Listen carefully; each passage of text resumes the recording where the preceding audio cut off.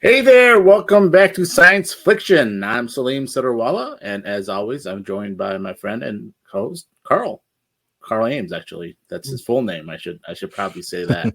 How's it going, man? I'm pretty good. How are you feeling after watching this movie? I'm feeling great. I loved it. I loved every minute of it. We'll get into that for sure. Another movie I wanted to ask you about. We're not going to dive too deeply into it. I'm just curious if you watch it. Have you seen Free Guy? No, I have not. I heard good things about it. It's on Disney Plus now, isn't it? It is. It's on Disney Plus. It's a fun movie. It's funny. I don't know. It's funny. It's a fun movie. It has funny moments, and it's like a good like action-y movie, I guess, in itself. But when I saw the trailer for it originally, I was expecting something a bit different, but it's different than I thought it would be. But it's a good movie. I would highly recommend anyone who hasn't watched it yet to check it out. Like I said, it's on Disney Plus. A good Saturday night movie watch. You can watch it with the family too. Like if you have little kids that you want to have some popcorn with, sit down as a family, check it out. It's a fun movie. It's a good movie. So nice. worth a watch for sure. But yeah, Batman, man, I'm hyped about our conversation right now. I love the movie very, very much. We do have the final trailer. We'll play the final trailer just to kind of give the audience a little feel of the movie. I'm sure if you're listening in, you've seen the movie, but yeah, let's go ahead and play the final trailer really quick here. If you are justice, please do not lie. You really could be doing more for this city. Family has a history of philanthropy, but as far as I can tell, you're not doing anything.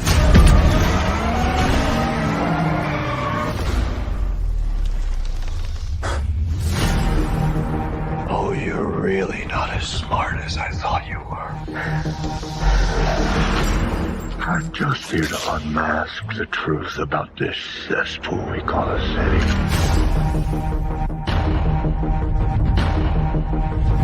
All these years, you lied to me, Alfred. We all have our scars, Bruce. You're still awake.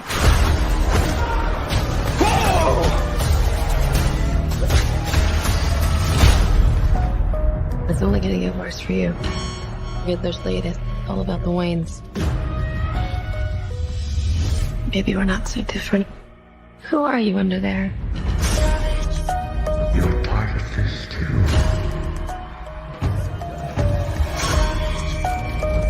How am I part of this? Stay still! You'll see.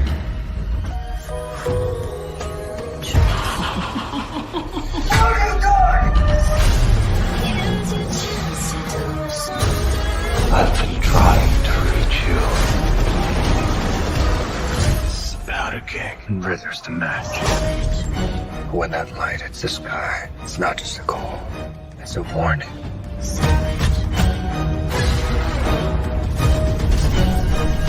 The answer's justice.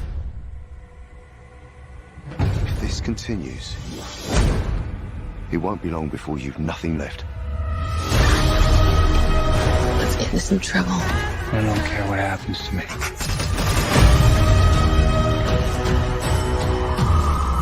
Come on, vengeance.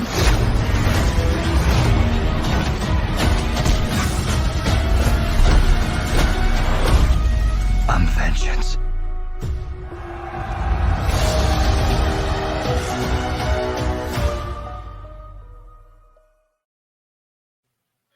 All right, so that was the trailer. Now before we give our thoughts on the movie and get a little bit into like breaking down the characters and stuff like that, I do want to recommend, like I always do, like recommending with the comic book movies and shows, just to mention what the movie, like Matt Reeves, what he used, like the comic books, he kind of used loosely to kind of inspire him towards the movie. And these 3 comic books are really must read. I would highly recommend it because they're really good. They're really good comics.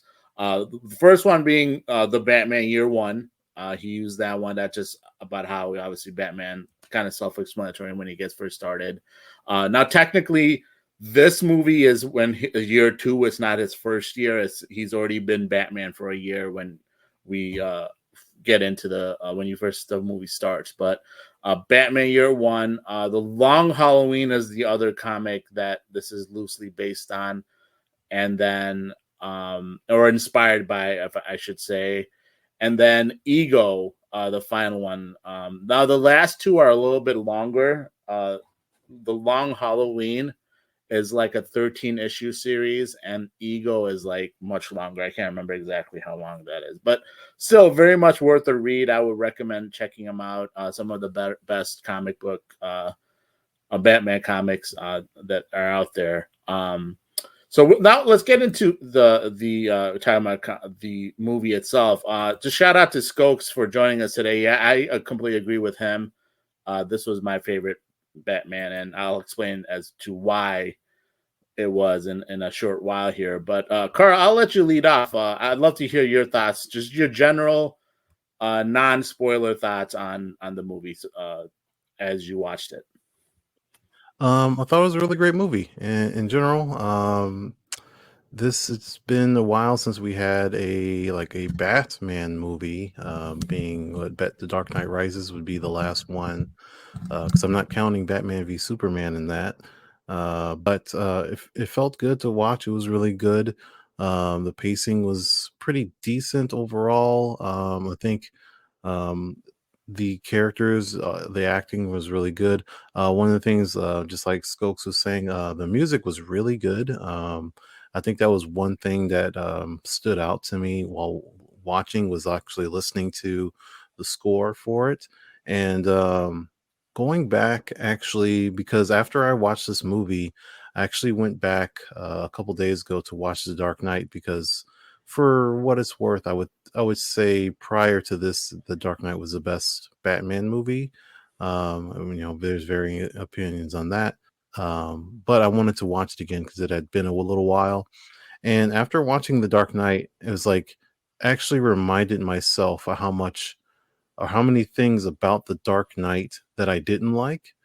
And I can't say the same about The Batman with Robert Pattinson and Matt Reeves Batman, that there wasn't that many aspects of the movie that were that I didn't agree with or I didn't like or anything like that. There was a lot of positive acting. Yeah, you really can't. The Dark Knight, like, you can't beat The Dark Knight's performance of with Heath Ledger, like with the Joker. Like, that movie sells it. Like, that movie is sold by Heath Ledger. But The Dark Knight itself, the rest of the movie felt like it had a weird pacing, and I also reminded myself that there's some parts of it I kind of got lost. Like, when I watched it, like a quick tangent, when I watched The Dark Knight for the first time, I actually never even wanted to see it because I'm not a big Batman fan. I'm not a huge DC guy.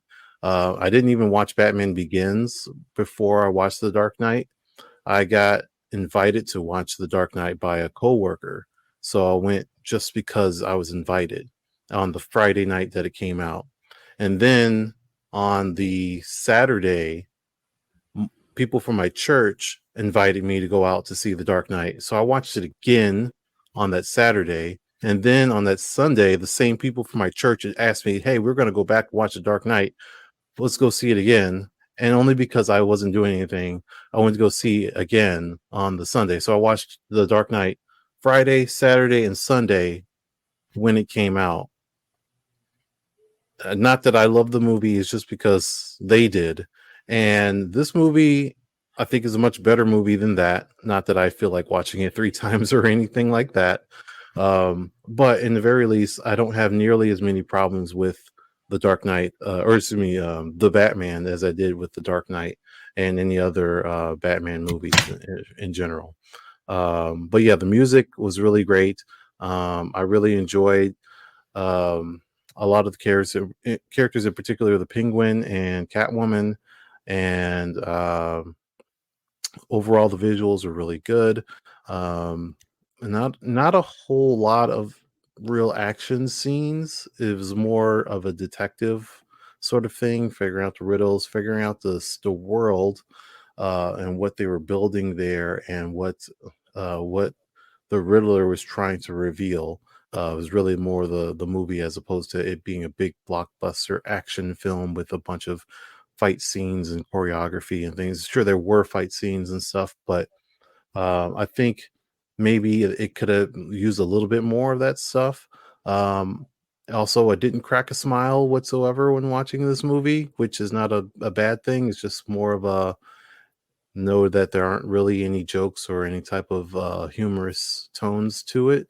If you're into that sort of thing, it's not going to happen in this movie. But again, it's not a knock on the movie whatsoever. It's just it is what it is.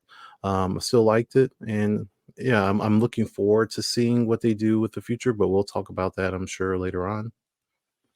Yeah. So overall, yeah, I completely agree with that. That it was again the best Batman movie up to date. And I'm not really being a prisoner of the moment. I really don't think when I look at this movie, as far as combination of like acting, direction, cinematography, production, location, how it relates so similarly to the comic books. It's so important. Like one thing that you mentioned, and we'll get again into later, like you talked about how it was a lot of detective work. That's important. That's who Batman is, a detective. And the comics, when you read the comics, he's not always just fighting guys, and he's doing a lot of detective legwork throughout each comic book. So that's really cool. I love how they incorporated that. Obviously, another with location, I really love like when you compare it to Christopher Nolan's Batman. I loved. And here he didn't just have, because obviously they shot it in Chicago, parts of it at least, but he actually spruced it up and made it look more than just Chicago, right? He actually made it look like Gotham. I feel like in The Dark Knight, it was just Chicago. It was just Chicago, yeah. Yeah, it wasn't Gotham. It was just Chicago, right? So I loved how Matt Reeves really. If it was Matt Reeves' idea, I don't know, production designing, I don't know how he makes those decisions. I'm imagining Matt Reeves is involved in that because he is the director, and how he directs certain scenes, how he wants it to look. He's probably involved in that, I would imagine. But yeah, I thought that's important. Like it's important to show Gotham, what Gotham is, and I thought they did. I love that they did that. Getting into like the characters, I know we'll, as we get into the characters here, we will start talking about spoilers, just to give everyone a heads up, because if you've not seen this movie, you're not going to want to listen to us, because we're going to give away things about the movie that that, like I said, will spoil what your viewing pleasure if you are going to go watch it. It is long. It's like a 3-hour movie. But I think like that's another thing I look at. Like, I really wouldn't really cut anything from this movie. I thought everything they had, I think he did was needed. And it was, I thought it like if they had cut some stuff out, I feel like he would have probably left, some of the storyline open and stuff, or just missing like parts that would have made the movie not as good, I think. So yeah, I think the length, while long, it was worth it for me, in my opinion. Like just curious, what did you think about the length? Honestly, I didn't really notice how long it was. I knew it was like at least 2 hours, or close to it. I'm not sure if it was closer to 3 hours or not. It was just short of. Yeah, it was just short of 3 hours. Yeah, it didn't feel like it, I guess. Yeah, I really didn't notice it too much. I saw it at 3:00 in the afternoon, so it was still sun out when I got out of it. For sure. But I mean, no, it's definitely longer than your average movie. Like, I mean, like the longest Marvel movie, for example, runs, I think, maybe like 2.5 hours. I think that's what Avengers, Endgame and Infinity Wars ran for a little bit like that. But yeah, so in general, getting just my general thoughts on the movie. Like I said, I absolutely loved it. It was fantastic. Now, like I said, I do want to kind of talk about some of the main characters, kind of break them down. We'll we'll start with Batman and / Bruce Wayne, played by Robert Pattinson. So I really thought he did a good job in this. I thought, early on when they announced Robert Pattinson as Batman, a lot of people are like, "Oh, I don't know about this. I don't know if I want him to be Batman. I don't know if this is the right choice." But like I thought, like I said, as an early Batman, being like the year two of when he's out there as the Dark Knight, I thought he did a good job not only as Batman but as Bruce Wayne too. And they, oh, is that am I hearing something? Or is that just my it might be my heater. I don't know if you could hear that or not. Oh, all right, no worries. Just I thought I was like, I didn't know if I was having issues on my end. But yeah, no. So like as a Bruce Wayne, like early on Bruce Wayne, he's not as active in Gotham. Like he's kind of a recluse early on. So he portrayed that well, I thought. Like so he's still figuring things out on both sides as he's trying to how he wants his public image to be portrayed, and also as Batman how he wants to approach being Batman. So I thought that was good. And a little tidbit I did like so in the comics he was heavily inspired by heroes like the Shadow, the Phantom, Dick Tracy. So all these guys have like a noir feel to them, and especially like Dick Tracy, Batman's supposed to be, like I said, with them adding him being a detective, that's so important to the comic itself, and they showed that because of those characters, he's similar to those characters, and Batman being like that says that detective, and he's supposed to be the world's greatest detective, which I think they did a good job portraying, like I said. And it's funny, Oswald Cobblepot, the Penguin, he actually calls him that at one point in the movie, the world's greatest detective. So I thought that was neat as well. What are your thoughts so far as Batman, Bruce Wayne, and how Robert Pattinson portrayed him was concerned? Again, this is still like he's pretty young, so Robert Pattinson, I think, was a really good fit for this. Again, like we're talking about year two-ish for Batman, and just as Bruce Wayne, he did okay. It is before that billionaire playboy persona that he would eventually, or he could eventually adopt. We don't know if they're actually going to go that direction, but in general, in the comics and other media, Bruce Wayne is like especially how you saw him in the Christopher Nolan series. Bruce Wayne spends money wildly, parties and stuff like that. He hasn't gotten to that point yet where he needs to put on the mask of Bruce Wayne. He's still very much in the brooding I am Batman's sort of phase of his career, and I like that enough. Interesting enough, I do find it odd though, having gone back and watched The Dark Knight and watching this, and then just looking at all of the larger Batman depictions, they do tend to keep going towards this earlier days of Batman and their depictions, which I feel is kind of a little tiresome. Like I kind of appreciate a little bit of Batfleck because he was older, although think they went a little too old with him. Not that Ben Affleck is too old, but they just went with like he's been around forever, and now he's at the end of his career, and now the Justice League is starting. I think that's like the mistake with the DCEU. But having an experienced Batman that's been around for a little while and has gone through some stuff and has encountered villains, I think that's a little bit, kind of in the middle, just somewhere in the middle would have been something I would have preferred, but still seeing this version is really good, is totally fine. One thing that I really liked about the suit in general, which they kind of didn't really, as far as I remember, go over specifically, the bat symbol on his chest, he was able to remove it and use it several times as like a little cutting knife, so he could use it as a knife or as a weapon or something like that. It's super cool. That I don't think they talked about before the movie came out, but one thing they did talk about is how the design of it was supposedly the gun that was used to kill his parents.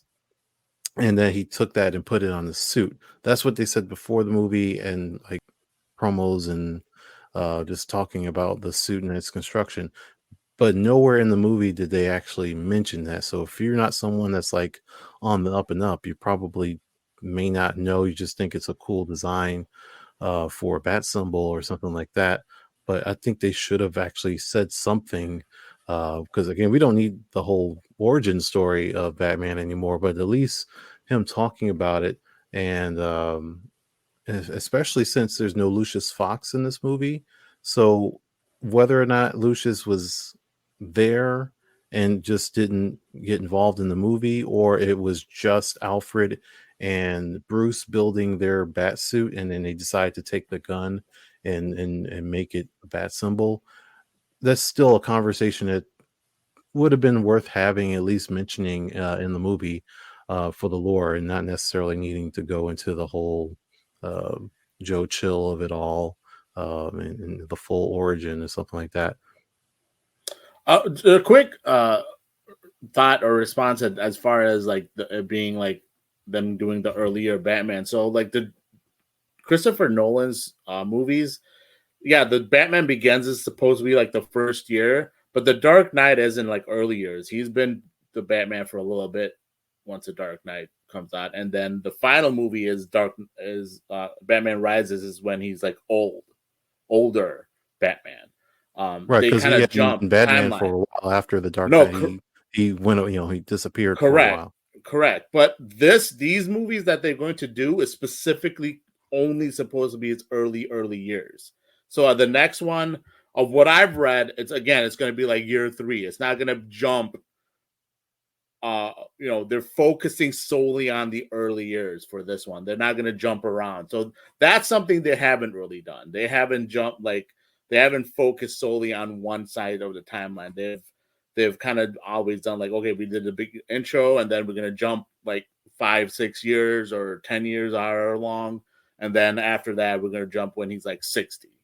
Well, This is still in that vein, what I like, another like a point to be made in that, and why I say this is, in the Batman, Commissioner Gordon is, or he's not commissioner, he's Lieutenant Gordon.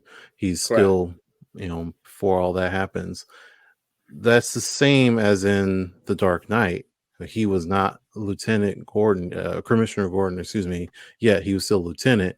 And then during the movie, the commissioner died. He gets promoted to commissioner during The Dark Knight. So Sure. I don't remember if I don't think so. He gets promoted in the Batman. No, he's still lieutenant. He's still lieutenant, yeah, as far as I know. So that's kind of the thing, that it's still early, even in the Dark Knight, that he's still not even commissioner yet.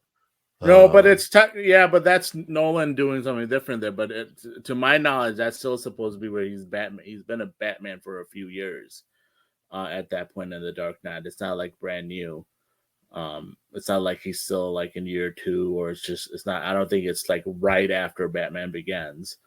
He's still been Batman for a while, so like the timeline skip accordingly. But yeah, I think I thought, like I said, I think a couple other things that I really liked, I want to mention about the Batman himself. So like the phrase "I'm vengeance." I don't know if you watched the animated series, Batman the Animated Series, but that tagline "I'm vengeance" is from that. And it's constantly been used. Like he says that in the show. He says, "I'm vengeance. I am the night. I am Batman."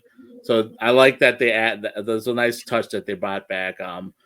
They use that in this movie. And then the other thing I really liked, I don't know about you, but I like that he wasn't overly techie yet. Just because again, he's just starting out. There's not a lot.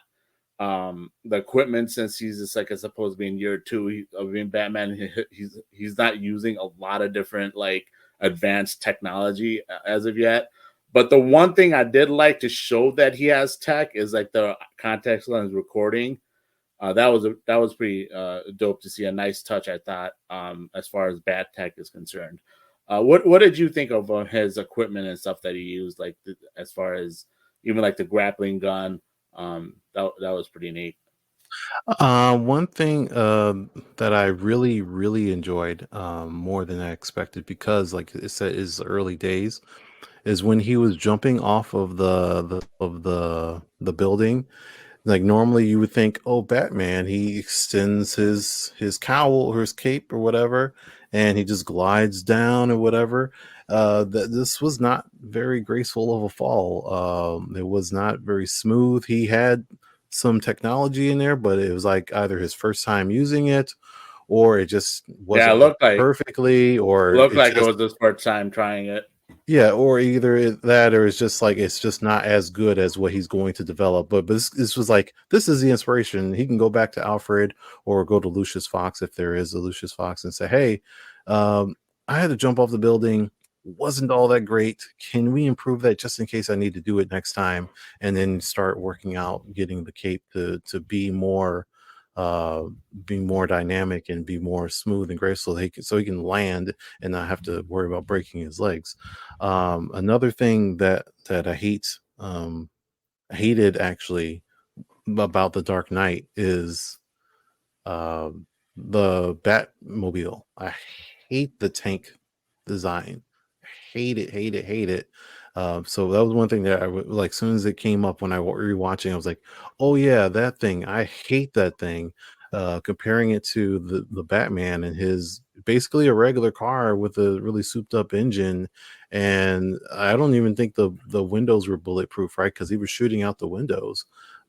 So that's just good to see that, hey, like, we got some money, we're gonna get some cool stuff, we're gonna get the best that we can buy and work on it and do what we can, and then realize that, hey, after this chase sequence, I was on the highway, I was able to get after the Penguin, but it would have been nice to have this and this and this, and then just start working on building up the next iteration of the Batmobile. I think that would have been really, or that's going to be really cool as we see more of these movies, as we continue to develop this character and develop his ability to solve crime and figure out what his weaknesses are, so he keeps covering himself.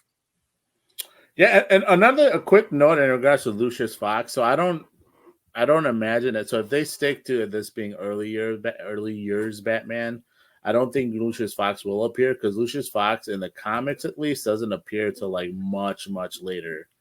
And obviously Batman, when he came out originally, like in the 60s, it was a different tone to the movies, and then into the 70s they became a little darker, the movies, that is. But like Lucious Fox doesn't appear to like late 70s, I think. A lot of noise there. I don't know what's going on. But yeah, I think so Lucius, as far as, like I said, as far as Lucius Fox is concerned, I don't believe he'll be in these series of movies. So yeah, it'll be like I said, it'll be interesting what they do going forward with his tech, but I think it'll be as gradually. And like I said, I agree with that scene was cool, and I do think that it was like probably his first time trying the flight thing. It almost kind of looked like it was just like a balloon. like something inflated in him, and it was like him zipping it up and just air flowing, getting in there, so he can kind of just glide down. And obviously it was just his first time trying it. The parachute kind of tangled up to something, and then he just kind of had a really bad crash landing. But yeah, that was fun in my opinion. So let's move on to the next character I want to talk about. Is Selena Kyle, Catwoman / Catwoman, played by Zoe Kravitz. I'll let you go first. What were your thoughts on Selena, as far as Selena Kyle / Zoe Kravitz in this movie? How did you like her playing that role? I think she did really well. In general, I think she's in very, very, very least, she's very appealing for many reasons. But as far as the actual acting and the actual role, it was good. I don't think that she was utilized enough, like early in the movie, like the whole undercover sort of thing that she did with Batman. But it's kind of like that was like the peak of her utilization in the movie. I would have liked to have seen her do a little bit more towards the end. At the same time,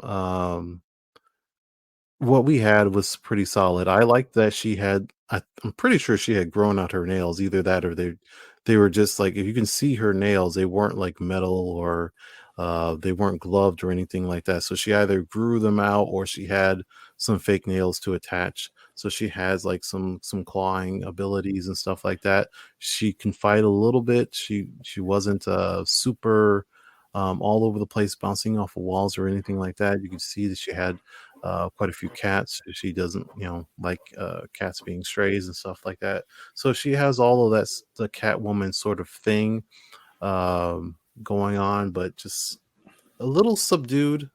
Since it is a grounded in reality sort of, or just grounded version of Batman and this whole universe it is. So she's not going to be um, as playful, say like Michelle Pfeiffer's or any type of animated series or comic book versions of Selena, but still, a solid character, a good first attempt. I would like to see more. Hopefully, we will see more.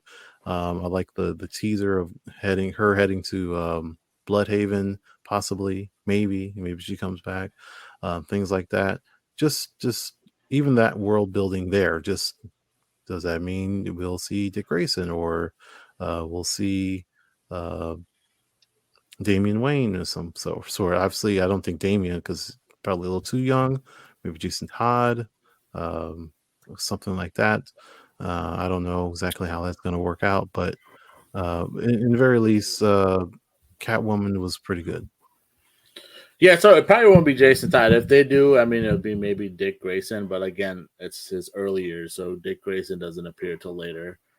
So I who knows? Maybe they'll just who knows if they'll include the Yeah, that's the only thing about that is just like, I don't think they're going to go so specifically following the comics that this Batman will have a young Robin that will be Dick Grayson, that he could have an older Robin. Maybe he could have just Nightwing and then not be, Dick Grayson being Robin first, sort of thing. Like, well, Nightwing is Dick Grayson. I know, that's what I'm saying. Dick Grayson being Robin first. Like, they don't necessarily have to do that progression in the comics because they don't have time. They're doing 3 movies. They're not going to do 10 versions of Robin just because there's been so many Robins, and you just have to be, they don't have to follow the script of the comics, is what I'm saying. They could go Dick Grayson, Nightwing, and then do Jason Todd, or the other one, I don't remember his name. It could be Robin, because I think Damian would be just too young, because he's just starting, so he would have to have a kid with Talia and to have Damian. So that would be a skip. But it could be Jason Todd for Robin. If they do Robin, they may not. They might just do Nightwing. We've never seen Nightwing in a live action movie, so I think that's a possibility. But please go on. No, yeah, I'm just saying it'll be interesting. Like, I mean, it could have just been an Easter egg just to drop in, just to not to the comics. Yeah, like I said, if there seem to be sticking closely to a lot of the comic books, as far comic book like lore and storyline.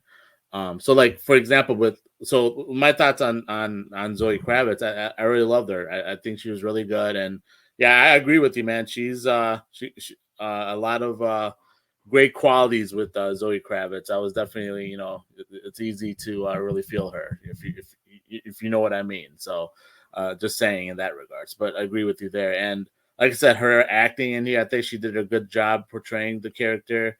And like I said, like in the movie, the Catwoman's modern backstory and the comics is that she was like an orphan as a little girl. In order to survive like Gotham City, she kind of learns to like steal, quickly rising through like the ranks of the criminal elements like that. Like she essentially is a cat burglar, and she learns how to, like, basically the way she survives is learning how to steal and so forth. So later in her life she does, and just like in this movie they show later in life she does find out that she is the heiress, like her father is our Carmine Falcone. So that's similar again in the movie and the comics. They kind of do the same thing. So, but yeah, I really liked her, and I think, like I said, they're doing a good job of kind of sticking to the comics. And then I also asked, like, do you guys think it's important for movies to be faithful to the original source? Like, I don't really necessarily care if the actual storyline itself is, excuse me, if the storyline itself is accurate to the original source. Sorry about that. But I do appreciate that they've done a lot of like similar as far as like what the character is to like presenting the characters as similar to the comics. That I think is appreciative, and I think, like, for example, when we talked about Spider-Man, like, I think you and I both had a kind of an issue of them with MCU making Spider-Man such a not portraying him as, like, you know, Peter Parker's down on his luck, and, you know, whenever he takes a win, he takes 2 losses type of character. Like, things were just going way too good for Peter, you know. That's not what Spider-Man's, you know, storyline is, or who he is as a character. Now, as far as the storyline and stuff, that's not relevant overall to me. Like, obviously, they're going to do different storylines because they can't just copy directly from the comic book. Otherwise, there wouldn't be a lot of suspense, because obviously the people that read the comic book, it'll be suspense for that. It wouldn't be a suspense for them. But I'm sorry, let me reverse that. For people who haven't read the comics, of course, it'll probably be suspense to them.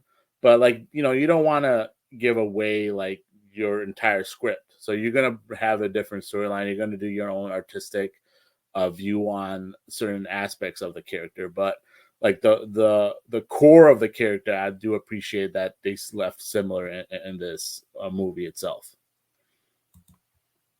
Yeah, as long as the spirit of the character, the story, the universe, it remains intact.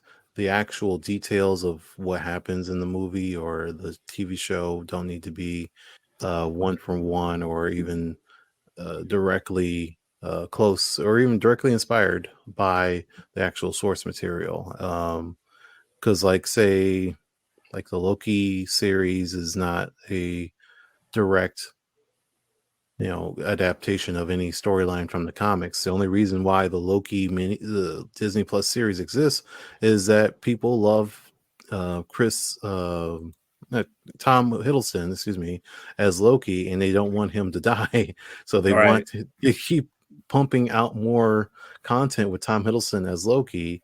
And that's the only reason why we have that series. It's not, okay, well, we got the story and let's try to adapt it no, this is just, they take some elements from comics and adapt it, and it's okay, let's just throw Loki in here because we want more Loki content for all the Loki lovers. And in general, if something is exactly the way the source material is, then the people that have enjoyed the original source material could watch it in the new media and say, hey, that's the exact same thing I just read.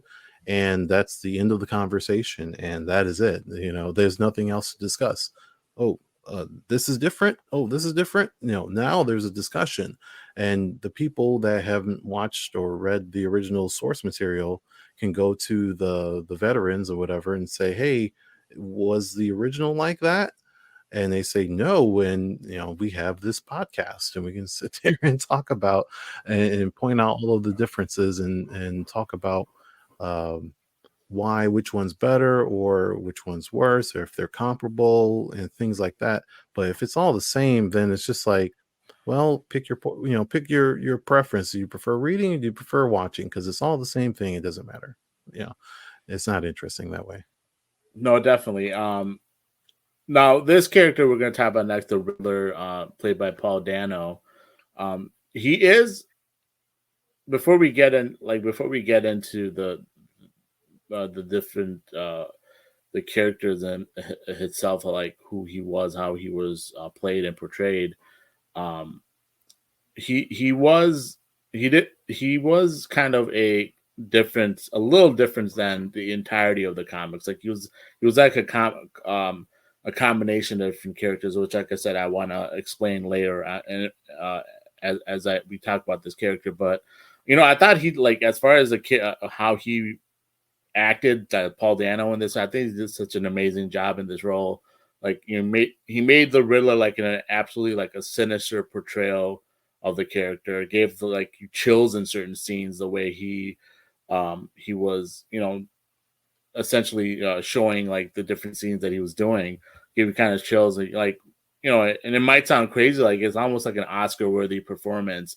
I do think like he kind of gave a Heath Ledger level performance, as far as this character, how he owned it, and the acting job that he did do. And another thing I really loved about the Riddler is, again, going back into the comics for as far as Batman is concerned. I love how that they related and acknowledged that Batman is a reason why some of these villains, do what they do. Like, he kind of is a cause for some of the things. Like, while Bruce Wayne becomes Batman to improve his city, the corruption and all that in the city, his presence is what potentially sometimes creates these villains. And that's something that they do acknowledge in the comics. And I like that they showed that, like, again, as in this movie, essentially, Paul Dano he's a vigilante as well, but he takes it a step further than Batman. And he's kind of following Batman's footsteps. They show that in here. So that's really cool. What were your thoughts on Paul Dano's performance as the Riddler? I liked them, and it's definitely a far cry from the Jim Carrey version of the Riddler, which I do like, unironically. I do like. I barely remember it. I haven't seen that in such a long time, so I barely remember it. Yeah, I was thinking about today. Like, I really haven't seen any of those old Batman movies since we stopped having VHS, because that's when we Right. owned VCRs and had all of those movies. And since we converted to DVD in 2000 something, we don't have those movies anymore, and haven't seen any of them since. But either, despite that, like, they're very different portrayals of the Riddler. Like, Jim Carrey's Riddler is very much silly. I mean, it's Jim Carrey, and I can't say comic book accurate, because I can't say I've ever read a comic book with the Riddler. I know what he's like in the animated series. I see what he looks like on comic book covers. I know he's silly and goofy and very bright and green, and has that little cane with the question mark on it or whatever, and all that stuff. This isn't that. Obviously, I think we can tell that from the trailer, in the very, very least. His performance, I think, was good. I really liked him, but I'm not. I wouldn't say I was in love with his performance or anything like that. I kind of liked him more when he was out, didn't have his mask on. You can actually see his face, and actually, basically towards the end of the movie, when I'm like, okay, now we have the Riddler, just like a regular looking guy. Because with all the mask and stuff, he seems like he's really tough. Like you don't want to mess with this guy, or he'll kill you. But he actually seems crazier when he doesn't have the mask on. He's just sitting at the cafe or whatever, and when he's in prison and stuff, he seems crazier then. And I think that, and you just, like, he has like some mental problems, or at least I would say he would. Just based off the performance, not talking about the actor or anything like that, but just like, you can see he doesn't have it all there. Like, you don't do all of these things, and then, not going to talk about the spoiler yet, but just that conversation he has at the end, like, you feel like, okay, he's just not, he's definitely not just some sane thinking guy, or just someone that made a mistake or anything like that. No, he's definitely out there and weird. And that's kind of his whole thing, is that he was like, he was ignored, like no one saw him as he was living his life. And he basically was around when like he saw all of these things. Like, he was the forensic accountant, he saw the transactions, but he saw other things as well. But no one really noticed him there. That was kind of his own thing, that he just was like a loner type of person. So I liked all of that aspect of him. Right. Yeah. They really made the character basically as scary as possible. I think that was like the whole point with the mask being hiding who he is and making him like seems a lot like tougher, like you said, making him seem tougher and scarier. A couple of interesting things like with the character itself, like I said, I wanted to mention because he's like a combination of characters. For the Batman, he was kind of inspired by the Zodiac Killer, because if you remember the Zodiac Killer, he would taunt like the police with like different cryptic messages, and he does that in this too. Like he'd use like the cryptic little different the deciphering that they had to do early on in the movie. Like when he's Robert Pattinson in the Batcave, he has that decipher, and Alfred is working on trying to translate what the code might be. That's like a nod to like the Zodiac Killer, and that's what I believe Matt Reeves wanted to use the Zodiac Killer as kind of like a as one of like the portrayals of who the Riddler will be. The other one is actually from Earth One, Batman Earth One series of graphic novels, where the Riddler is more of like a bloodier version, where he's like a serial killer. So they also use that version of the Riddler too in this movie. And the other one I was thinking that I feel like that they did utilize, it's a different character altogether, not the Riddler, but it's a character called Hush. So when they kind of are showing like the things that Thomas Wayne did, like in this movie, again, this is a spoiler, but in the movie they talk about like a journalist named like Edward Elliot, who was kind of set to expose something that within the Wayne family, like and then in the movie they talk about how Carmine Falcone ends up killing this Edward Elliot. The character kind of shares a surname with Tommy Elliot, and Tommy Elliot in the comics is better known as a character named Hush.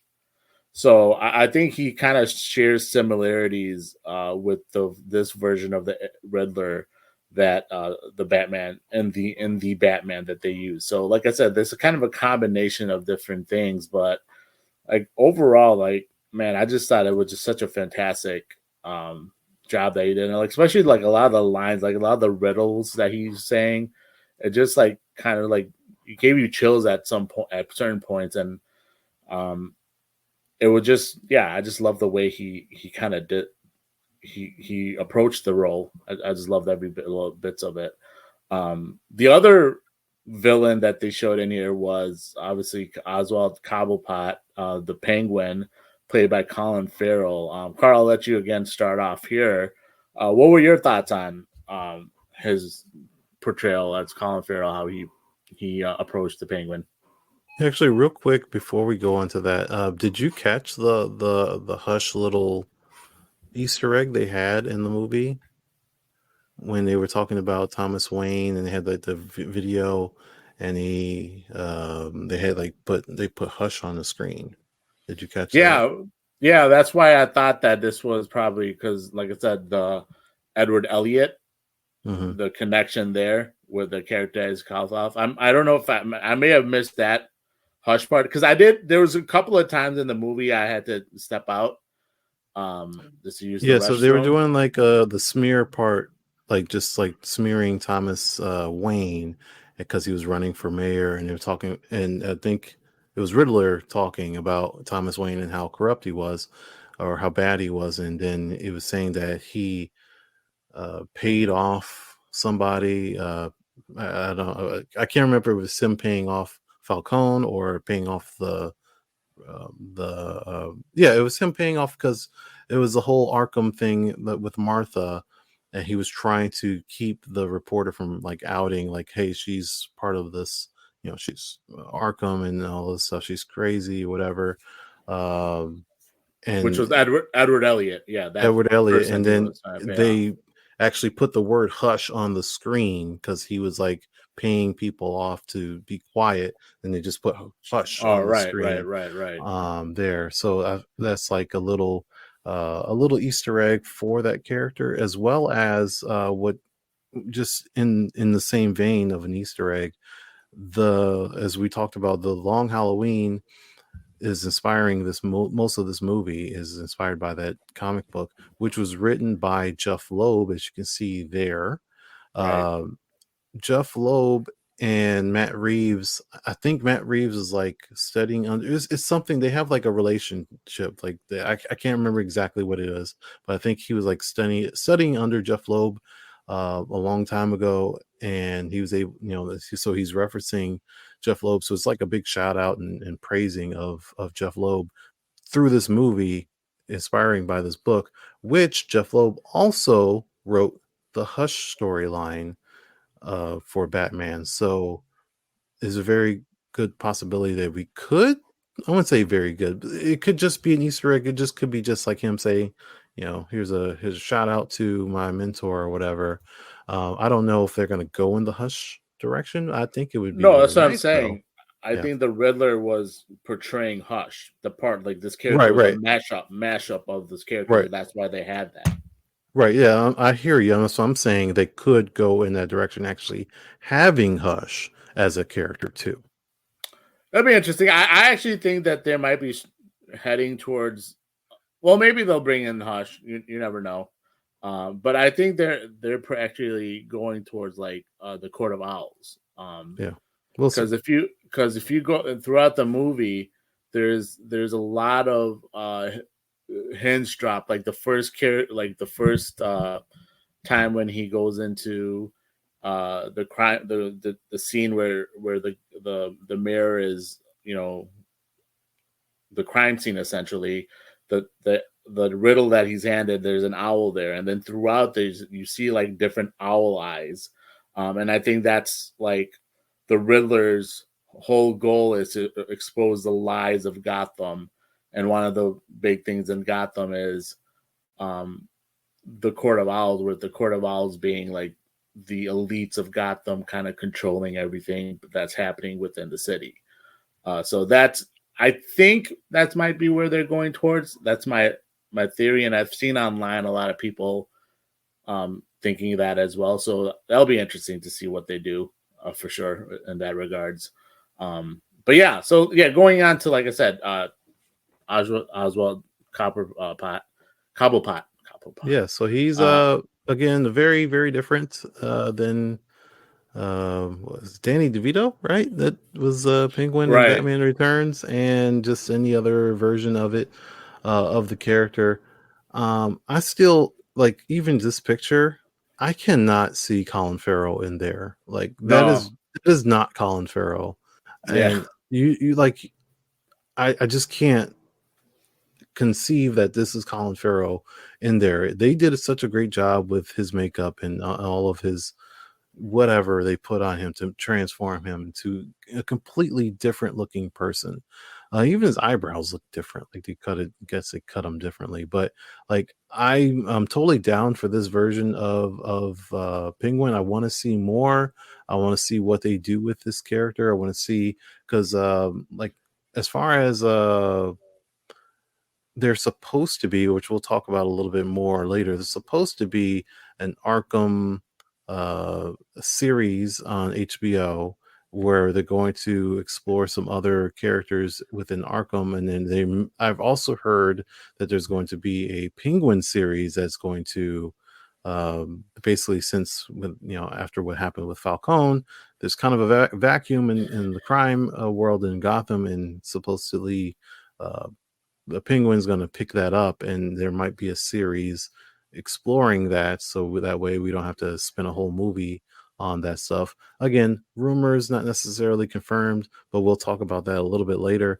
Either way, I really dug it. I really liked him a lot. I thought he fit a really good spot in there. I think he didn't need to be so comic book like. He didn't need to be so top hat and and all that. I think he also he still was walking with like a limp or something like that. So he does have like a wobble sort of thing, like the Penguin does. But he really, really wowed me just as a character and his performance. Again, he it just doesn't sound like Colin Farrell, doesn't look like Colin Farrell. I'm all about it, and I want to see more of this Penguin.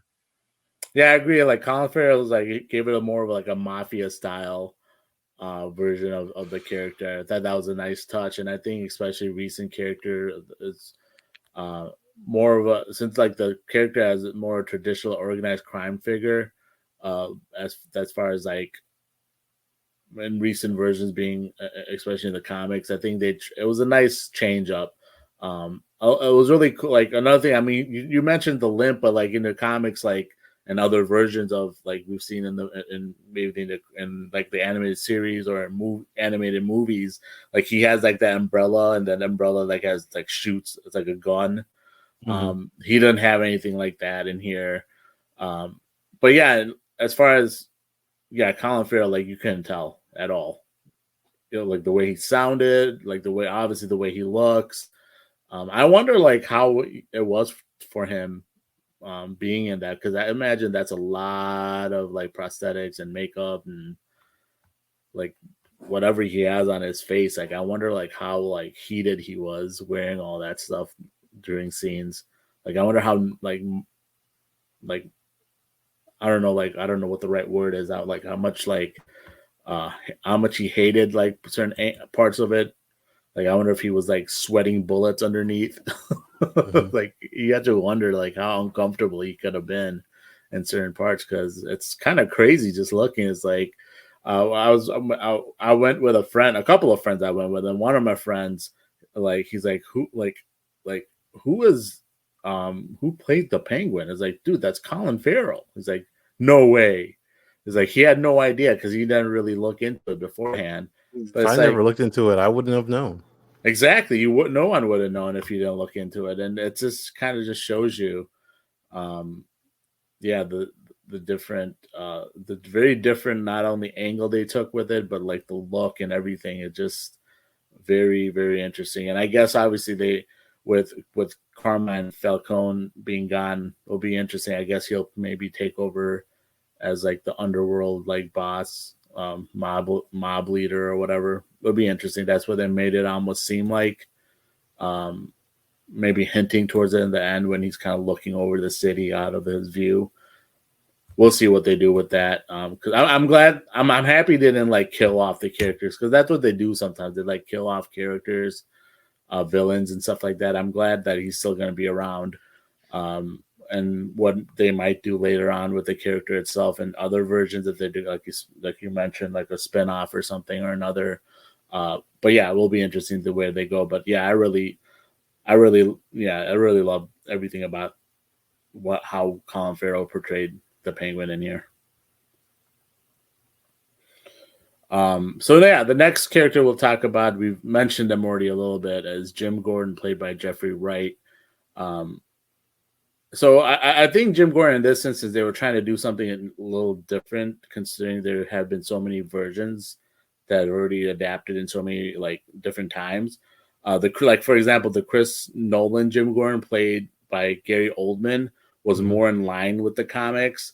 But I like the change that they did here. I thought Wright took the challenge to well, and seemed to like portray the character more in a haunted way than past actors. And it kind of getting across like a very incorruptible quality. Like he was like one of the only cops that you can really trust.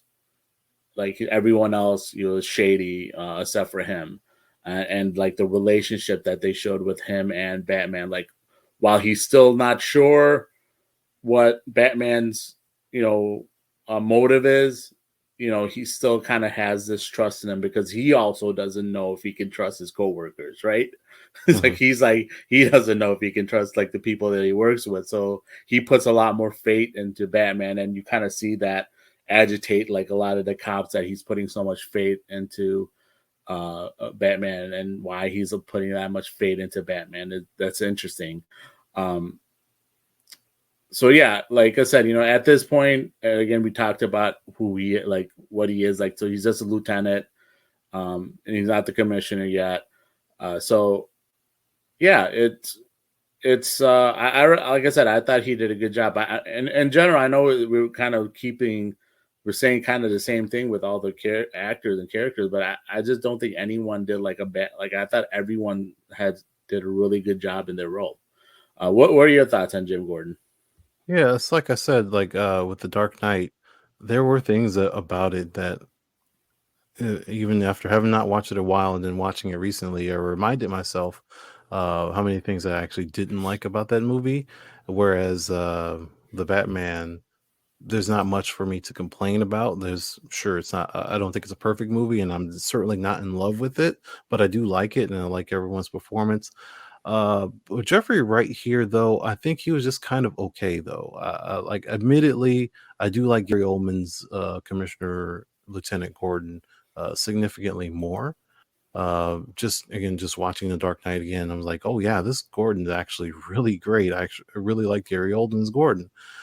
Jeffrey Wright was cool. Like, don't get me wrong. Like, I'm not knocking his performance or anything like that, and I look forward to seeing more of him in the future, and maybe we get to see him become a commissioner at some point. Maybe we get to see more family. Maybe see Barbara, something like that. I'm fine with all of it, but I wasn't in love with this version of Gordon thus far. It's fine. Like, he's just fine to me.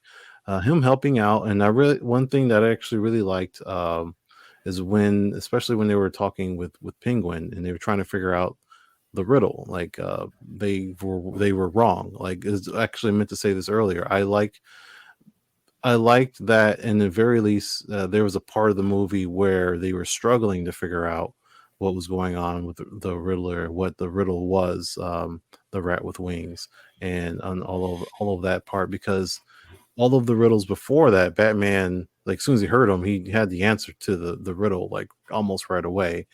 But that one was one that he thought he had the answer, but it wasn't quite right. But then there was one that, oh, it must be this, or it must be that, or it must be me, or something like that. But he didn't get it until later on, and just them struggling together to figure out some of the riddles was appreciated, because again, he's a detective, but I don't think he should know like the answer to everything all the time. And seeing that struggle and them working together through it was really good. Yeah, and I like you mentioned with the Penguin letting them know like the correct way to pronounce in Spanish. It was pretty funny. That part was funny. That part made me laugh. Not a lot of jokes throughout the movie, or not many jokes throughout the movie, and maybe some hinted like very subtly, but that one was clearly supposed to be like a comedic, not a comedic, but like a kind of a lighthearted moment in a sense, and make you kind of laugh and chuckle. But yeah, it's definitely like every riddle, he's not supposed to know exactly on right away, and he is supposed to struggle with it. And then they kind of do show like, yeah, he missed the big moment, like he completely, like in the end when the Riddler or Paul Dano, when they're in that scene, he's like, oh, you're not as smart as I thought you were. But then he eventually goes in and he does figure out what it was. But that's because because Paul Dano essentially tells him, dude, you didn't figure out what my end goal here was. So that's why then he goes back to that one scene in Paul Dano's apartment, or whatever it is, his hideout or apartment that he lives in, and figures out the last thing that he wants to do. But yeah, that's all the characters as far as I wanted to talk about it. Did you want to bring up any other particular character? Because I do want to mention one. Well, technically, he was a character in the movie, but he was like a very small scene later. But we'll get into that in a little bit. But I don't know if you wanted to talk about any of the other main characters overall that you liked that were in the movie. I guess not in particular. I mean, Falcone, we hadn't really talked about him, but I don't have a whole lot to say. He did good. The actor, I can't remember who played him, but The character was cool, but I wasn't. Again, I don't have a whole lot to say about Falcone. It's just more of me realizing that he was actually in the Dark Knight too. I didn't realize he was. But yeah, that's about it. I really don't have anything. Yeah, I agree with you. Like obviously he's probably not going to be in the Dark Knight or in the future movies, I would imagine, unless somehow he survives. But we'll see. Flashbacks. Or flashback. Could be flashback. Could be flashbacks. But one character I do want to talk about is a pretty big character in Batman. So it was announced online. There was a lot of rumors that Barry Keoghan, I think that's Keoghan, is going to be the Joker, and that again he was in the Eternals, who he played Druig in the Eternals. But yeah, so there, like I said, a lot of rumors that it came out as revealed at the very end, like it showed him as the Joker in this universe. He doesn't actually like refer to himself as the Joker during like that brief scene in the Arkham Asylum when he kind of reaches out to the Riddler. They have like their cells are like right next to each other. But I think in my opinion, it's pretty clearly him because you kind of see like a little bit light when there's a little bit light into the his cell. You kind of see like his skin, like the chemicals that turn his skin white. His hair is clearly green. His mouth looks disfigured, like with that like sinister look smile that he has. So you kind of get like what he vaguely looks like, and he kind of looks like, I don't know if you've read The Killing Joke, No. but he kind of looks like exactly like that Joker from that Killing Joke. Like that's like the Joker, like in the comic books. That's what he looks like when or darker side. So and then oh yeah, the other thing that he actually says, you know, to the Riddler, like one day you're on top and the next day you're a clown. So that's kind of hinting towards, yeah, I'm the Joker. What did you think of that scene? Like, did you really like? Did it kind of like, oh, this is cool? Like, did you have any other thoughts on it other than just like, oh, okay, this is interesting? Yeah, pretty much that. No, in general, no, I mean, we don't have a whole lot to go off of other than the Joker is in this universe. One thing, though, that is worth noting that I found out that there are deleted scenes already. Obviously, Okay. they've deleted, but Matthew Reeves was planning on having Batman show up in Arkham in that scene and walking past Joker, and they have like a little exchange just to show that they've involved, like they've been interacting with each other before this movie. Like there wouldn't be like a first introduction of them two interacting. He, again, like you said, he wasn't the Joker yet. He's not at that point where he calls himself the Joker, but the intention of that scene would have been Batman and whoever this guy is, the new Joker, had already had a history, and he's the reason why he's in Arkham is most likely because of Batman. But and maybe that could have been like the Red Hood sort of thing that he had before he was Joker. Right. But in the very least, that again, that's a deleted scene that didn't go with that. And that's fine either way. It still would have been cool, and maybe we do get to see it one day. Hopefully they release it. Maybe it's a DVD extra or something like that. Other than that, gotta wait. We gotta be patient. We'll have another Batman movie in 3 to 4 years. I think that's like the timetable. So that's what they said. Yeah, 3 to 4 years, something like that. They're not working on it Interesting. right away. And then like we have these other possible, not necessarily fully confirmed spin-off shows and things happening with the Batman series. Which you don't mind if we just go ahead and go into that, or you have anything else you want to add? One last thing in regards to the Joker, I do wonder though, like if he's in there in Arkham, like if that happened like right after the chemical, like when he falls into the chemical as the Red Hood, in the comics, like he's supposed to like that's when he goes into that chemical thing to do like he's supposed to be robbing or whatever he's supposed to be doing in there, and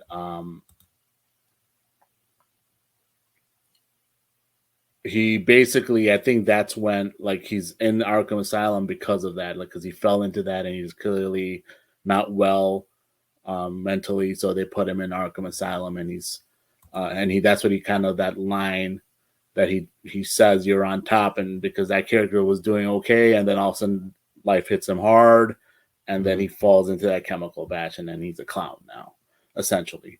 So I think I'm wondering that's what essentially it is, like because if Batman's only been the Batman for 1 year, and this is year 2 technically, you wonder how much run-in he's had with like various different villains. So yeah, that's just my thoughts. I was just wondering, thinking out like that might be what it's about. But yeah, let's get into like the prequel shows and spinoffs. And I'll let you lead off with that.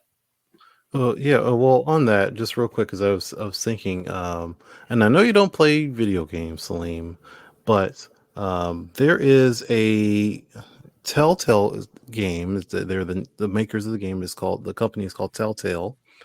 They have 2 Batman games, and these Batman games are not like beat 'em up, difficult, tons of enemies, stuff like that. They're actually story-based games where you can basically all you do is make decisions, and for the most part there's some little bit of movement, but like the characters, you're just enjoying a story, but you make decisions, and every decision that you make affects the story and what direction it can go. It can go in one, once you go in this direction, you can go this way, or you can go this way. But once you're over here, now you can go this way or this way, and then you get this and this, and all of a sudden, you had your first 2 decisions. Now you can end up having like 10 or 15 different type of story outcomes based off of making several different decisions.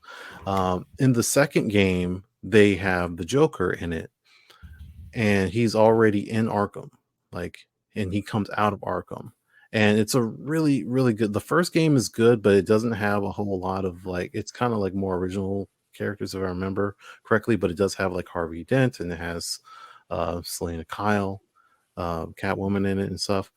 The second game has Joker, Harley Quinn, Bane, and Selena Kyle, Amanda Waller, Gordon, and it's a really, really, really good game that I would recommend. Even again, I know you don't have all the stuff, but if at some point you decide to get into gaming, the Batman Telltale games I would highly recommend to you. Again, they're very story based, and the difficulty is not there. It's just more you make decisions and you enjoy the outcome of those decisions and what stories you can do. You can romance Harley Quinn, you can romance Catwoman, you can romance none of them, you can bromance the Joker. You can actually become best friends with him if you wanted to. So it's really cool.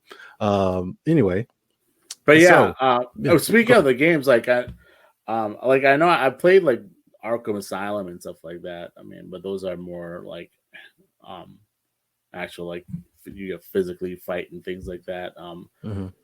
And those games are pretty cool. Like those type of games are like the only reason I would want to like go ahead and buy like an Xbox or a PlayStation and want to play those, and especially just going online and watching on YouTube like the play, them playing out. It's just cool. Like those games are really awesome, I think, in my opinion. Yeah, they're good, and Spider-Man's right there too. So get a PlayStation because it's only on that. So play Right, Spider-Man, and then Batman, and then go to Telltale Games and play those. Anyway, so going into this movie, there's been a bunch of buzz about this whole Matthew Reeves universe of Batman and what they're going to be building upon and future movies, but also HBO Max utilizing that kind of like Marvel does with Disney Plus and expanding the universe. So, Peacemaker, this is live. You are that is correct. We are live.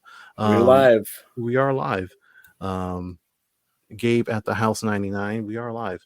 But the Yep, prequel Batman. shows are supposed to be like building the lore, giving characters extra time, to build out their space and stuff like that.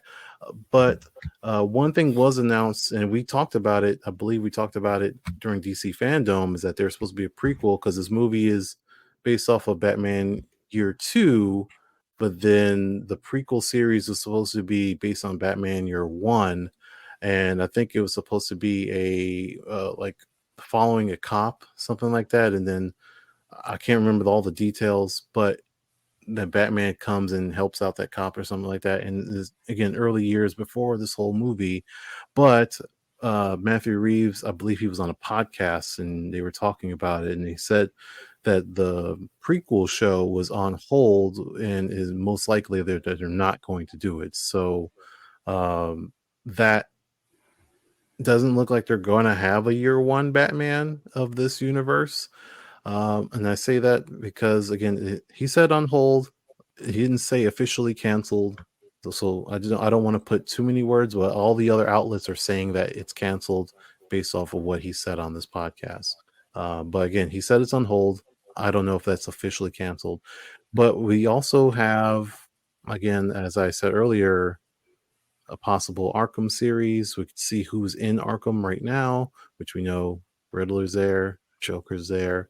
Who else is there? We don't know if anyone else is there, or maybe what's his name? The Saz, the killer, the Sazaz. I don't know. The one that he kills a bunch of people, serial killer.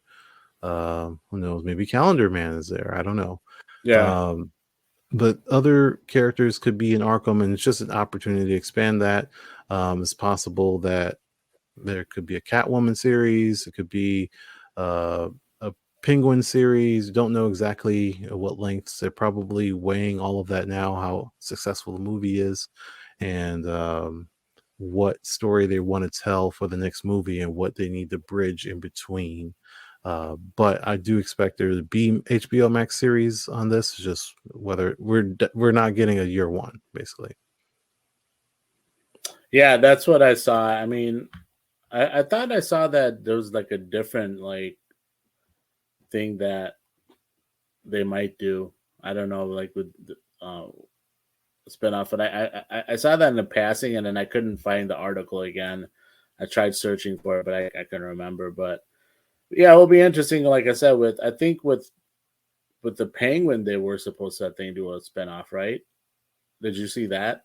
Yeah, right. Like they're gonna possibly do one with, what happens after this movie and how he builds the crime empire. Yeah, so that'll be interesting. And then finally, like I didn't think much of it after I saw the post credit scene, but I guess there's like a big website that you go to, obviously, and there's like riddles you can answer essentially on the website. I haven't really done that yet. Did you go into that? I didn't personally go into this website, but from what I understand, like I said, like the post credit scene, like you're supposed to basically feel led to or compelled to go to the ratalada.com because it is actually like it's part of the movie, and it is actually a real life website that you can go to right now and check out some stuff. So one thing that there's like a code that needs to be ciphered on there. I'm not going to cover that today, but there are some Easter eggs that, like, once you do a little bit of clicking through, there's like a bunch of numbers that pop up. They look like IP addresses, and all of these numbers are actually big Easter eggs, just for fun, but possibly is it going to lead to something else. And I'm just going to go over them real quick. So the first one, the 27/05/1939, these are actually dates and numbers. So that is a reference to Detective Comics number 27, which came out in May 19th, 1939. So you can see where we're going with this, with these numbers. That references the first appearance of Batman and Commissioner Gordon. Second one is 01/03/1940. That's Batman number 1, which is the first appearance of Joker and Catwoman. 58/12/1941 is Detective Comics 1958, which was the first appearance of the Penguin. 1/40/10/1948 is Detective Comics 140. This is the first appearance of the Riddler. So you can see where we're going. It's just these are all like the first appearances of all the characters and things that are in the movie. 4/05/03/1987 is Batman number 405. That's the first appearance of Carmine Falcone. 16/04/1943 is Batman number 16, the first appearance of Alfred. And the one that's a little bit more important to me here, the last one is 2/58/10/1974. This is Batman number 258, and that is a comic that has Two-Face breaking out of Arkham Asylum, and that is the first appearance of Arkham Asylum. The last number is the release date of the movie. It's 3/4/2022. That's last week. So that's not that big of a deal. That's just a fun Easter egg. But the last one with Two-Face there is kind of interesting because it makes you wonder, is that just a coincidence? Because they want to, the Arkham Asylum is in the movie briefly at the end, and are we just putting it there because that's the first appearance of Arkham Asylum?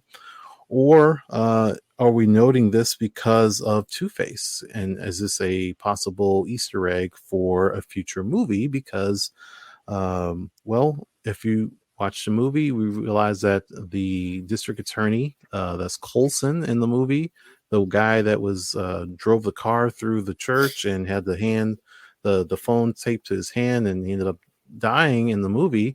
So there's a vacancy there, a district attorney. And who else would take that role other than Harvey Dent, Two-Face? So I find that interesting, and I've again, even without all of this Easter egg stuff, if we weren't even talking about this right now, that's something that happened in the movie. Coulson died. They don't have a district attorney, and that is a very obvious thing that's probably going to happen in the next movie, that we're going to see Harvey Dent, whether he becomes Two-Face in the next movie or the third one or what have you. Can't really say, but that's just a nice little bunch of Easter eggs to go over. Yeah, I'll have to go in and really look into it. I just didn't really have time because I know when we were doing the outline for the show, I saw you obviously put that in there, and I just didn't have time to check it out. So I'll definitely do that. I was just kind of looking at something right now. I guess there's like a message that translates as follows: like, you think I'm finished, but perhaps you don't know the full truth. Every ending is a new beginning. Something is coming. So yeah, that's before you get to the codes there. And I believe there's also a countdown on the website, which I don't know where it is. Like what's remaining on the countdown or what's going to happen after the countdown is over. But I believe there is a countdown also on their website. Okay, fair enough. But yeah, so we'll start wrapping up here. Any final thoughts that you have about the Batman or anything else that has come up on the top of your head? I think we're good to go. I like the movie. I didn't love the movie, but I do think it's the best Batman movie overall. Although it's been a while since I've seen, in the very least, the first 3 movies. We're not going to talk about Batman and Robin because that was clearly not good. But the other 3, it's been a while since I've seen them. I don't want to say that they're bad because they're definitely not. But I would lean towards this one being the best one for sure. Me, as not a crazy Batman fan, can say that still, like, level-headed and no bias. This is a really good movie, worth checking out. Yeah, like I said, I've said from the beginning, I thought this was the best Batman to date. and I loved it. I thought it was great. I'm actually gonna try to go watch it again. I got the next 2 days off, so I'll see. Maybe on Friday I'll go like in a morning show or a brunch time show or whatever time they have the earliest shows to try to see. Because like I said, I missed a couple of parts because I had to like run to the bathroom. It was my error. I shouldn't have drank anything before the movie. I had drank like a glass of water because I was thirsty. But I should just waited instead, and I couldn't like. Well, it was a really long movie. Normally I can hold it, but it was odd. It was just like, man, I've never had to go to the bathroom this many times during a movie. What the hell? But it was just kind of like unfortunate. I missed a couple of parts of the movie that I'll have to go back and, like I said, watch. I think the first part I missed. I don't know what I missed on the second part, but the first part I think I missed when the district attorney dies, essentially. So yeah, that'll be interesting. But yeah, that's it looks like I didn't know there was an Obi-Wan Kenobi trailer out yet, so that's my bad. No, I have not watched it yet. I'm sorry, King Pookie. We're not big Star Wars people, but I told you one day we will have a Star Wars episode just for you. We'll get to that, I promise. Maybe, like I said, maybe we'll get Joe Mandel on to. Because he's a big Star Wars guy. So maybe we'll just get him on, and Carl and I will just ask him questions about, like I said, the Mandalorian. And I know they have, what do you call it? The Boba Fett, Book of Boba Fett. Mm-hmm. Because I think the Book of Boba Fett is essentially like a 1.2 or whatever of Mandalorian. Like you can't watch the Book of Boba Fett without watching the Mandalorian because you'll be completely lost. Or Mandalorian season 2, I should say. Or you'll be completely lost as far as what's going on with the show as far as the Book of Boba Fett's concerned. But like I said, we'll just have like Joe on and we'll talk about the show in itself, like the Book of Boba Fett, and then Obi-Wan and stuff, get his thoughts on what he thinks about that show. But yep, that's a wrap for today's show. Thank you again for everyone that's tuned in. Please check out any previous episodes that you may have missed in the past.